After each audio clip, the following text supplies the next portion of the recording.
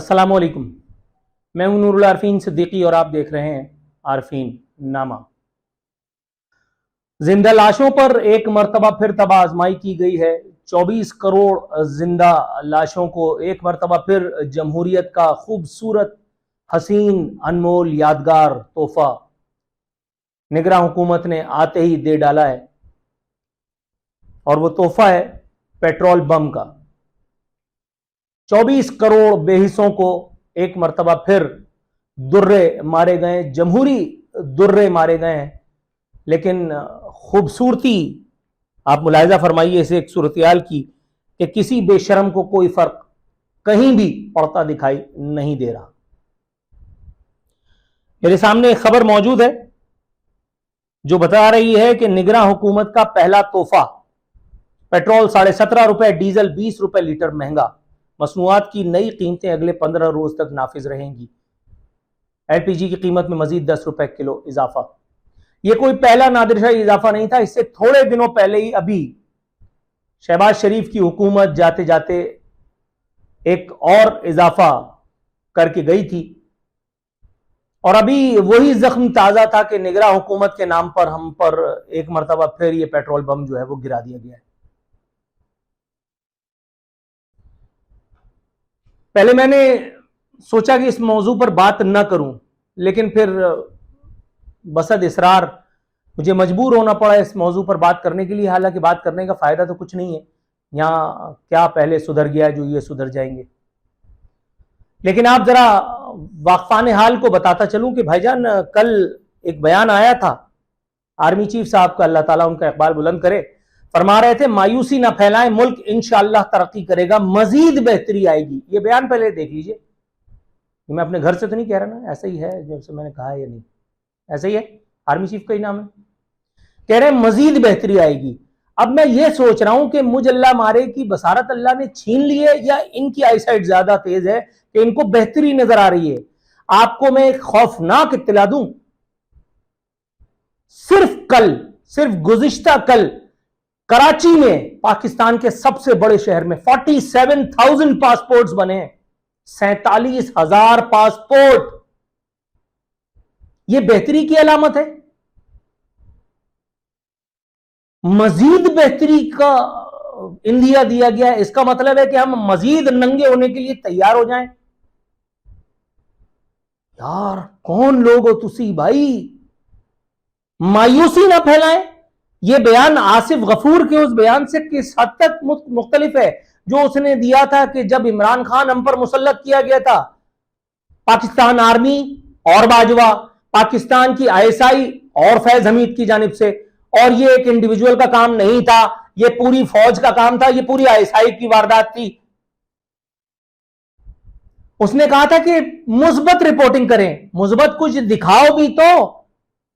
यह बात मैंने उस वक्त नेशनल टेलीविजन पे कही थी, चेक कर लीजिएगा। फेसबुक पर मेरे पेज पर भी वो प्रोग्राम मौजूद है, यूट्यूब पर भी मेरे प्रोग्राम मौजूद हैं, nurularfin.com पर भी वो प्रोग्राम मौजूद है। आपने वो जो आईएसआई का एक चमचा मुझे दिया था जो इस वक्त जीएनएन में आपने लगवा दिया है, उसको भी ये बात अच्छी तरह से पता है।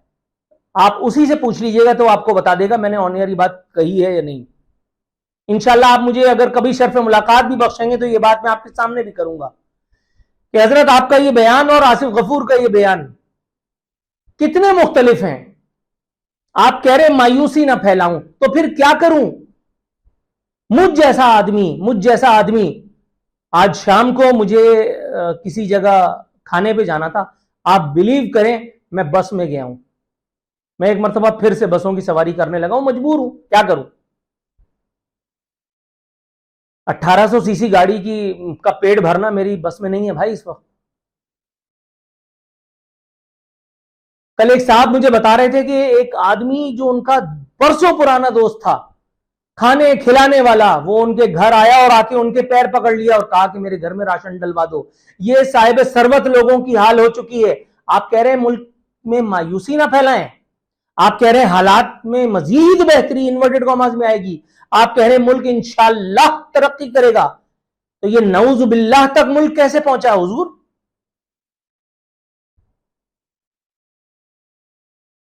फरमा रहे हैं हम बहुत मुस्बत तरीके से आगे बढ़ रहे हैं, अच्छा ही होगा।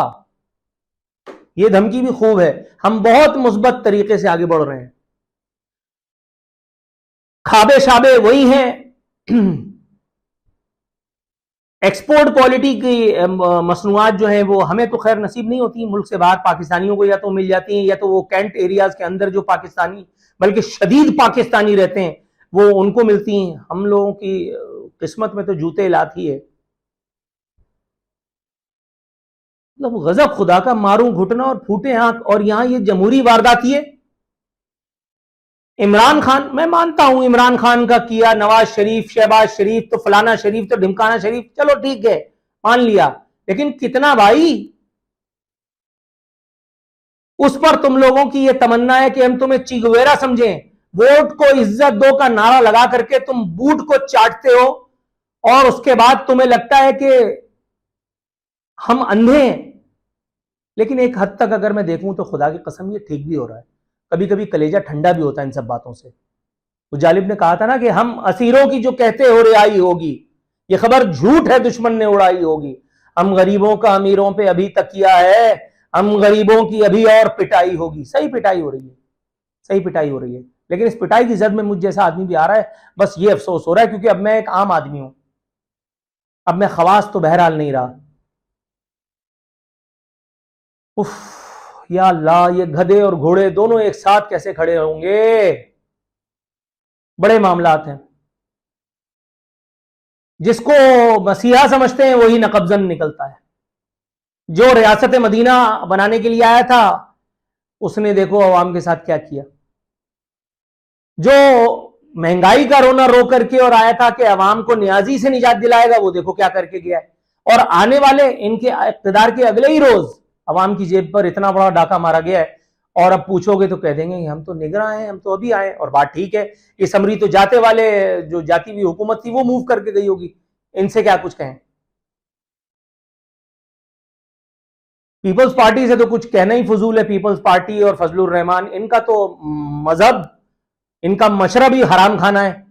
वो कल एक बच्चे को जैसे मुर्दा मुर्गी को निकालते हैं वो बास्केट में से जिसमें उसको जिबा करते हैं, वैसे उस बेशरम डिप्टी मेयर अब्दुल्ला मुराद के लौंडे, वो सलमान अब्दुल्ला मुराद, उसकी विसिनिटी में उस बच्चे की लाश निकाली जो पाकिस्तान का परचम और पाकिस्तान की सारी चीजें पहने हुआ था 14 अगस्त पे। और मगर ये मुर्तजा वहाब को शर्म नहीं आई, ना इसको शर्म आई, ना इसको मौत आई, ना इसका कोई बयान मैंने पढ़ा।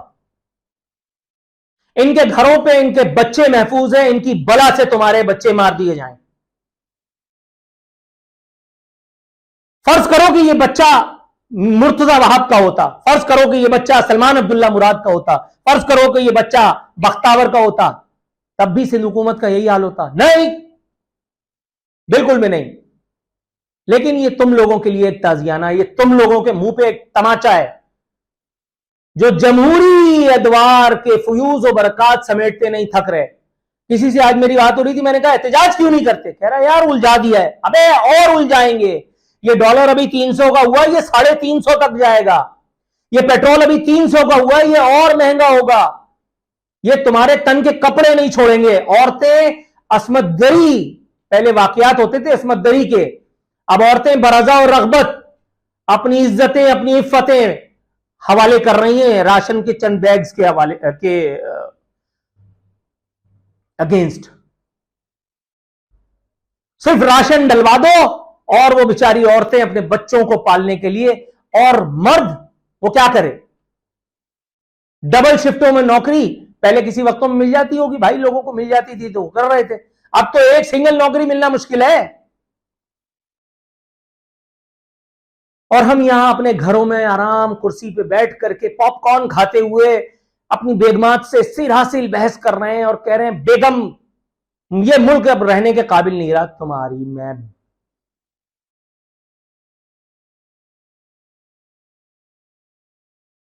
जालिब ने किसी वक्त कहा था ये जो 10 करोड़ हैं जहल का निचोड़ है। आज जाहिलों की तादाद 10 करोड़ से 24 करोड़ पहुंच गई है, लेकिन सुधार कोई नहीं आया। वही चंद जर्नैल, चंद जजेस, चंद जर्नलिस्ट, चंद सियासतदान, चंद ब्यूरोक्रेट्स, यही आज भी अय्याशी में, यही आज भी अय्याशी में।